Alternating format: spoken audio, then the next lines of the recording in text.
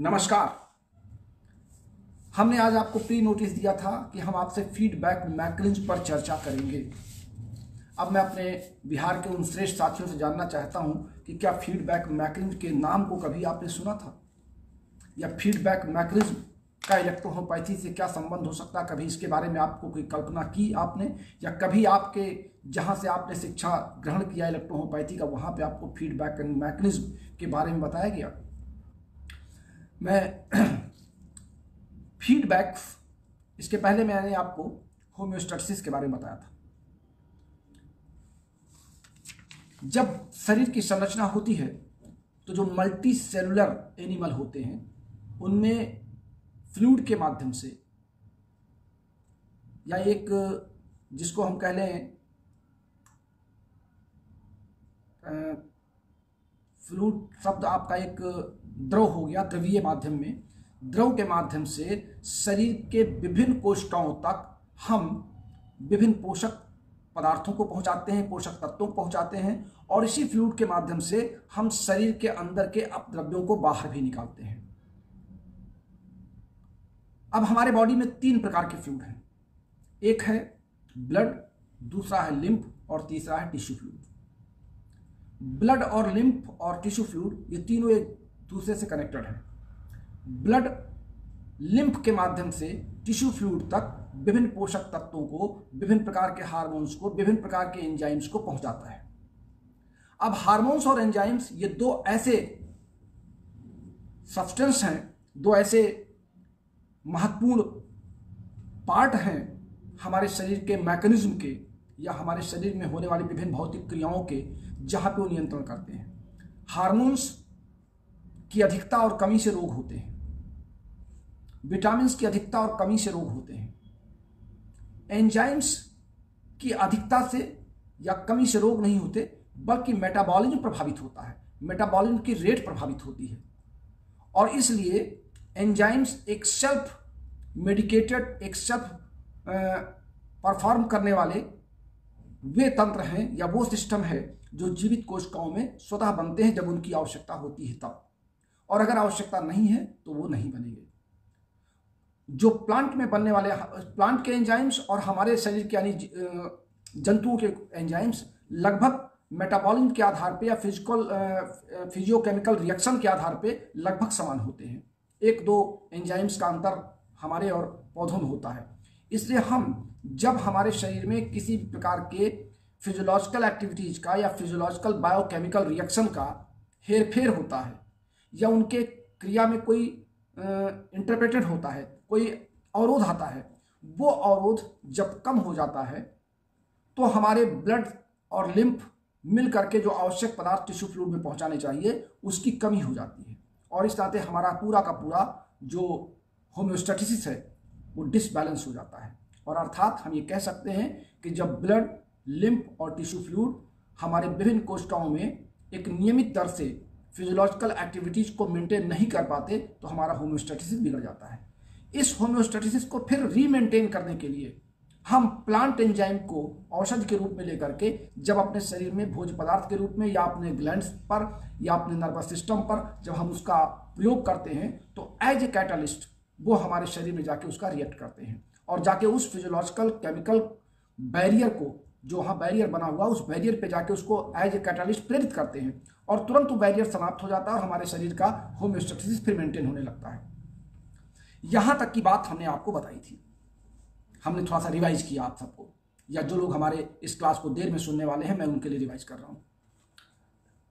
अब एंजाइम्स चूंकि प्रोटीन से बने होते हैं, और प्रोटीन हमारे मेटाबॉलिज्म में या हमारे उपापचय में एक महत्वपूर्ण भूमिका निभाता है। एंजाइम्स का एक मॉलिक्यूल हजारों बार उत्प्रेरित करने की क्षमता रखता है, यानी एक मॉलिक्यूल, ऐसा नहीं कि हमने किसी रिएक्शन में एक बार हमने किसी एंजाइम का उपयोग किया और उसका कार्य समाप्त हो गया, हमको दोबारा फिर वही एंजाइम्स प्रयोग करना पड़ेगा, ऐसा नहीं है। इसीलिए इलेक्ट्रोहोम्योपैथी की औषधियां जब हम दे देते हैं, एक बार शरीर में प्रवेश कराते हैं, तो आपने अक्सर देखा होगा हमारे बहुत से साथी कहते हैं कि सर मैंने दवा दिया, काम तो किया, कुछ दिन बाद रोगी कहता है कि सर आराम अब कम लग रहा है, और 1-2 महीने बाद जब आपको रोगी मिलता है और आप आज उससे कहते हैं अरे भाई दवा लेने आप नहीं आए, तो कहता सर मैं तो बिल्कुल ठीक हो गया, इस नाते मैं आया नहीं, मैंने सोचा दवा का काम समाप्त है। ये जो एक मेडिकल रिएक्शन आपको दिखाई पड़ता है, यही है एंजाइम्स के एक मॉलिक्यूल्स का हजारों गुना अधिक काम कर दर्शाना। यानी जो आपको आपने रोगी को दवा दे दिया, रोगी को 2 मिलीग्राम एंजाइम्स की जरूरत थी, आपने उसके बॉडी में 5 मिलीग्राम एंजाइम्स प्रवेश करा दिया। वो 2 मिलीग्राम एंजाइम जाके टारगेट सेल पे अपना काम धीरे धीरे करते करते पहले उसने क्विक रिस्पांस दिया, फिर न्यूट्रल हुआ, और बाद में जाकर के उसने पूरे के पूरे सिस्टम को अपने कब्जे में लिया और उसको नियंत्रित करते करते, प्रेरित करते करते पूरे के पूरे सिस्टम को उसने मेंटेन कर दिया, और रोगी आपका बिल्कुल ठीक हो गया। और फिर उसने सोचा मुझे डॉक्टर के पास जाने की जरूरत नहीं है। लेकिन वो मैकेनिज्म आपकी समझ में नहीं आया, आप समझे कि दवा मेरी काम नहीं करी, रोगी मेरा भाग गया। ऐसे मेरे पास भी उदाहरण है, बहुत से रोगी ऐसे होते हैं जो एक बार दवा लेके चले गए और बड़े गंभीर रोगों के पीड़ित रोगी आते हैं, और इसके बाद वो 3 महीने 4 महीने बाद दिखाई पड़ते हैं, और कभी हलो हाय हुआ तो कहते हैं सर आपकी दवा तो जादू काम कर गई। तो मुझे आश्चर्यचकित होता है, तो मुझे भी ये कहना पड़ता, मैं तो समझा था कि आपको काम नहीं किया, आपने दूसरे किसी चिकित्सक को दिखा लिया होगा। तो कभी कभी ऐसा भी अनुभव आता है। जहां तक इन दवाओं में फीडबैक शब्द की बात है, फीडबैक 2 प्रकार के होते हैं, पॉजिटिव और निगेटिव। अब ये वो पॉजिटिव और निगेटिव नहीं है जो आप समझ रहे हैं। हमें लगता है कि हमारे पॉजिटिव और निगेटिव शब्द को, कुछ इसकी व्याख्या को हमारे पूर्व साइंटिस्ट ने या हमारे पूर्व इलेक्ट्रोहोमोपैथ लोगों ने इसकी गलत अवधारणा दी। फीडबैक मैकेनिज्म पॉजिटिव और निगेटिव का तात्पर्य है कि जब कभी हमारे शरीर में कोई एक इकाई, मान लीजिए कि हमारे शरीर में ग्लूकोज का नियंत्रण इंसुलिन करता है, हमारे बॉडी में ग्लूकोज बढ़ रहा है तो इंसुलिन बढ़ जाएगा, वो जाके उसको ग्लूकोज को नियंत्रित करेगा। अगर ग्लूकोज कम हो रहा है तो इंसुलिन, इसका मतलब इंसुलिन कम हो रहा है। तो जब ग्लूकोज कम हो रहा है और इंसुलिन कम हो रहा है, तो हमारा जो पॉजिटिव फीडबैक मैकेनिज्म है, ये जाकर के उस एंजाइम्स को प्रेरित करता है जो इंसुलिन की वृद्धि करता है, और इंसुलिन जैसे वृद्धि करता है वैसे ग्लूकोज की अणुओं को पकड़ना शुरू करता है, ग्लूकोज को नियंत्रित करना शुरू करता है। यानी जब हम किसी एंजाइम्स, किसी हार्मोन्स की क्रियाविधि को या किसी मैकेनिज्म ऑफ न्यूरॉन्स को, या हम ये कह लें कि तंत्रिकाओं के कार्यों में जब वृद्धि करना चाहते हैं, तो हम वहां पे जो एंजाइम देते हैं, वृद्धि करने वाले एंजाइम्स को, हम मोटिवेट करने वाले एंजाइम्स को पॉजिटिव कहते हैं। और जब काम ज्यादा हो रहा है, हम उस काम को कम करना चाहते हैं, तो वो हमारा निगेटिव फीडबैक होता है। अब फीडबैक शब्द क्या है? फीड और बैक। फीड मीन होता है फुलफिल करना, फीड माने वो भोजन का बात नहीं है, फुलफिल करना। यहां मेरे शब्दों में जो मैं आपको समझाना चाहता हूं कि फीडबैक मीन होता है फुलफिल करना, और बैक मीन पीछे से बैक करना। अर्थात जब आप कोई दवा, मान लीजिए कि आपको किसी एंजाइम की जरूरत आपके बॉडी में 5 मिलीग्राम की थी और आपने 15 मिलीग्राम एंजाइम्स बॉडी में पहुंचा दिया, तो 5 मिलीग्राम एंजाइम जाके टारगेट सेल पे अपना काम कर चुकी, रोगी का वो रोग ठीक कर चुकी। लेकिन जो 10 मिलीग्राम एंजाइम्स आपके बॉडी में शेष बचे हैं, वो एंजाइम्स क्या हों या कहां जाएं? इसी एंजाइम्स को बैक करना कहां से? टारगेट सेल और आपके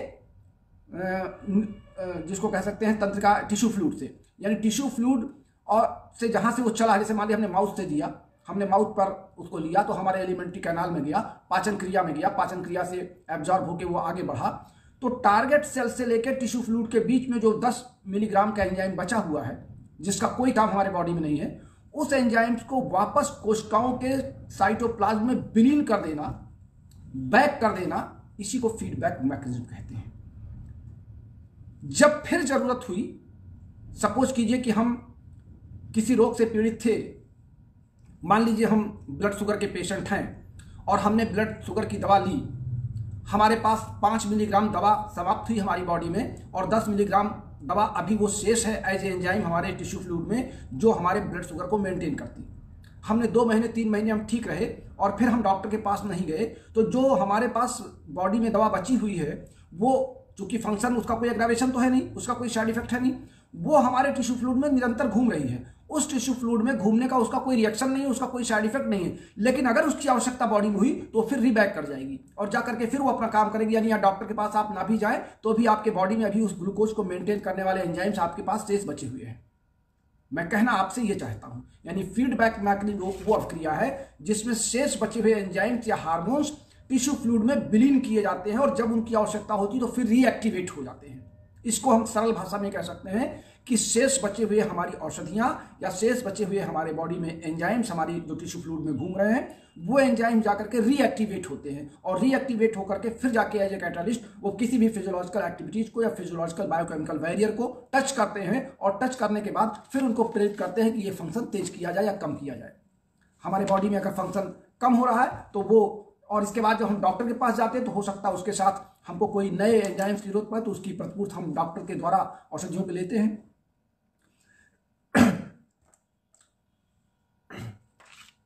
अब मैं एक लाइन पढ़ रहा हूं और ये चूंकि मैं आपको, हमारे कई साथी कहते हैं कि अपने मन से बकवास कर देते हैं, इनके मुंह में जो आता है वही बोल देते हैं और इनका कोई आधार किसी बुक का या किसी लाइन का नहीं रहता है, तो मैं बहुत सुनता हूं, बहुत लोग लिखते भी हैं।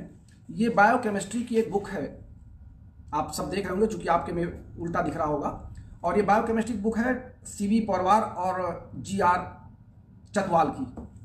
और इस बुक के पेज नंबर 246 पर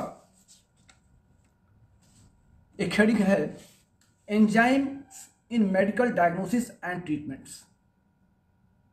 ये बायोकेमिस्ट्री की है और एंजाइम्स के चैप्टर में इस पे लिखा हुआ है most enzyme are confined within the cell of the body. However, a small amount of enzyme can also be found in body fluid such as blood, urine and cerebral spinal fluid. The level of enzyme activity in these fluid can be easily maintained and restored. It has been found that the abnormal activities, either high or low, to particular enzymes in the various body fluid signals either the onset of the certain disease or their progress. The list of enzymes used in medical diagnosis and treatment and their activities in the normal body fluid.